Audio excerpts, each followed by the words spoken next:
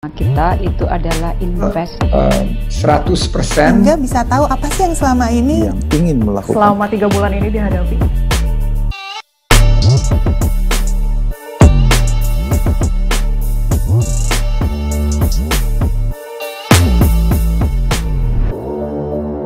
Sehingga perlu dilakukan satu definisi atau satu protokol yang tepat yang bisa menjadi acuan bagi negara-negara dalam rangka menangani atau melakukan tata kelola data cross border.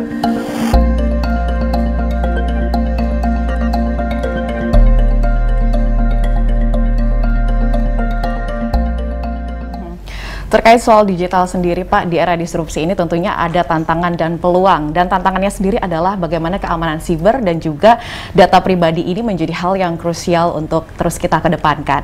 Bagaimana kemudian Indonesia melihat arus data lintas negara yang semakin terbuka, Pak, di era digital? Nah, ini yang harus kita pahami bersama-sama ya.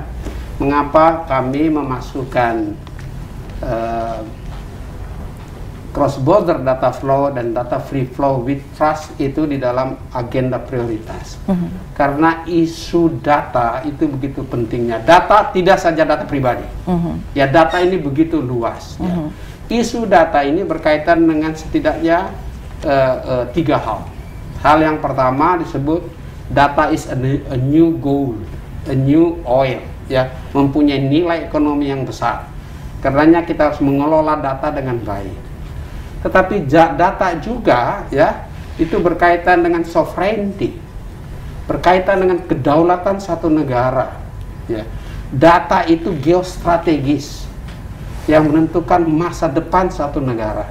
Sehingga tata kelola data harus memperhatikan di satu sisi manfaat ekonomi, di sisi yang lain harus menjaga geostrategis dan sovereignty dari data. Nah, untuk itu maka sebut data ini jangan sampai disimplifikasi terlalu sederhana, padahal masalahnya sangat kompleks ya. Belum ada kesepakatan atau aturan di dunia ini yang mengatur cross border data. Belum ada itu. Sehingga di G20 Tokyo di Jepang ya disepakati untuk data free flow with trust. Nah, pertanyaannya apa itu trust dalam data free flow? Karena data itu saat ini ya dia bergerak secara ekstrateritorial, dia bergerak juga secara ekstrajudisial, ya dia bergerak lintas batas negara, sehingga perlu dilakukan satu definisi atau satu protokol yang tepat yang bisa menjadi acuan bagi negara-negara dalam rangka menangani atau melakukan tata kelola data cross border. Nah, Indonesia sendiri, kami ya di dalam G20 ini, Digital Economic Working Group ini menyampaikan 4 gagasan yang menjadi acuan cross border data flow and data free flow with trust. 4 acuan itu adalah, atau 4 prinsip itu adalah, yang pertama prinsip lawfulness. Data yang bergerak lintas batas itu harus memenuhi syarat-syarat legal. Yang kedua, memenuhi prinsip fairness. Data yang bergerak itu harus ada unsur fairness-nya. Karena kita berbicara di G20 adalah inclusiveness, ya. Semua mengambil bagian, bukan soal kalah menang, tapi mengambil bagian dan manfaat bersama. Nah, yang ketiga, cross border data flow itu harus memenuhi prinsip transparansi. Ya, dia transparan. Nah, transparan dalam hal ini termasuk di dalamnya itu untuk data pribadi, misalnya perlu ada konsen pemilik data pribadi. Dan yang keempat, nah ini yang menjadi diskusi yang hangat, yaitu dia juga harus memenuhi prinsip reciprocity, ya, resiprokal. Nah, ini agenda-agenda atau prinsip-prinsip dasar yang kita bawa dalam meja-meja perundingan untuk kita bicarakan agar apa? Tata kelola data di dunia ini bergerak satu tahap ke depan, mempunyai satu protokol yang memadai. Artinya nanti juga akan turut membahas terkait penyelesaian kasus pelanggaran privasi dan keamanan pribadi dengan lintas negara. Tentu di G20 tidak ngomong kasus-kasus. Ya, di G20 itu kan rapat para pemimpin, ya. Dan G20 bukan pembuat undang-undang. G20 itu adalah kesepakatan di tingkat para menteri G20 dan di G20 Summit itu kesepakatan para pemimpin G20. Itu kesepakatan besar yang kemudian nanti diterjemahkan di dalam regulasi di negara masing-masing. Ya, jangan kita berpikir bahwa nanti di rapat G20 nanti akan ada undang-undang yang dihasilkan misalnya tentang data, ada semacam GDPR EU misalnya. Tidak seperti itu. Itu adalah retreat atau pertemuan para pemimpin. Nah, di para menterinya kita mengelaborasi untuk memperjuangkan titik-titik temu ya antara itu kekuatan-kekuatan G20 yang tersebar dalam dua kelompok besar, yaitu kelompok G7, negara-negara industri produsen teknologi, dan negara-negara konsumen atau user teknologi, di mana Indonesia tentu mengambil perannya sebagai bridge builder, ya, yang menghubungkan kepentingan negara pengguna teknologi dengan negara produsen teknologi, sehingga data bisa digunakan dari berbagai spektrum, baik spektrum ekonomi maupun di sisi yang satu dan di sisi yang lain bisa tetap menjaga kedaulatan data. Ini yang harus diatur tata kelola. Tata kelola data adalah hal yang baru di dunia, karenanya kita harus mengelolanya dengan berhati-hati. Terakhir Pak Menteri, sebagai penutup, bagaimana kemudian G20 nantinya akan melihat pemanfaatan platform digital ini dalam mitigasi pandemi?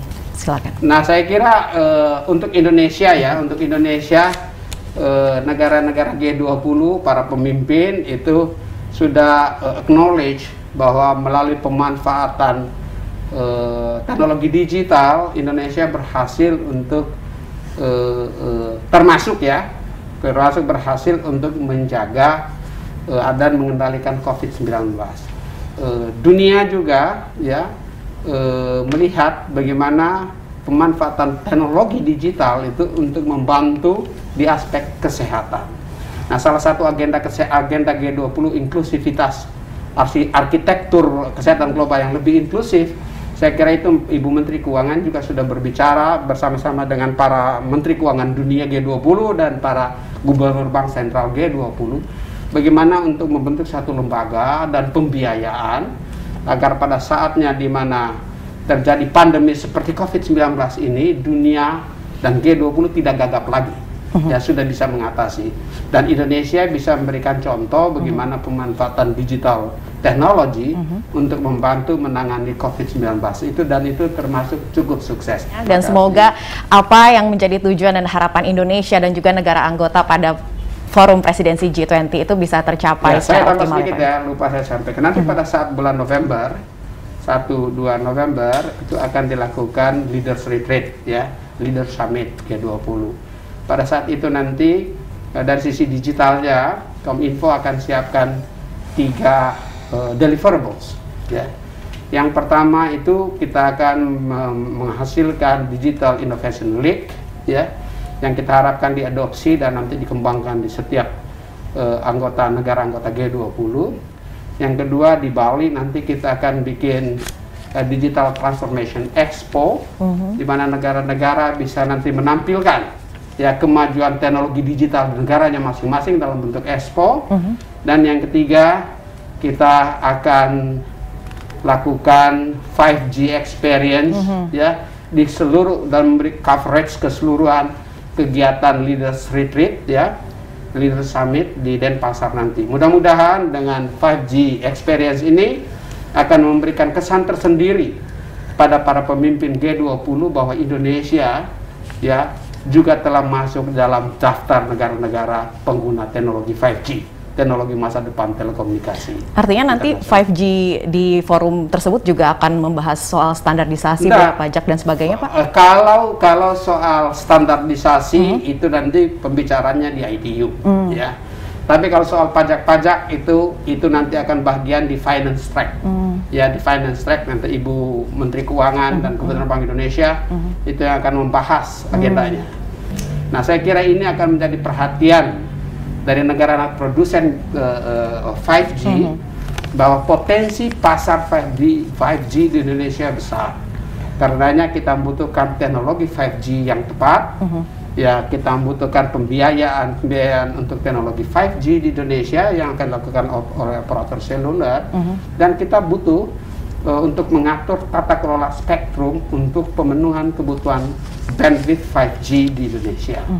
Nah, kita sudah memulai 5G dan kita akan bergerak secara perlahan untuk deploy 5G di kota-kota besar agar keunggulan 5G, latensi yang rendah, ya, dan kecepatan yang begitu tinggi dengan gigabytes yang dengan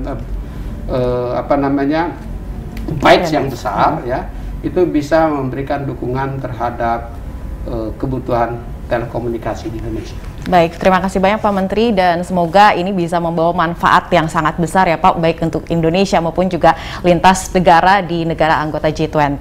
Demikian bincang-bincang kita hari ini bersama dengan Menteri Komunikasi dan Informatika, Bapak Johnny G. Plate. Saya Nabila Karisti pamit, sampai jumpa.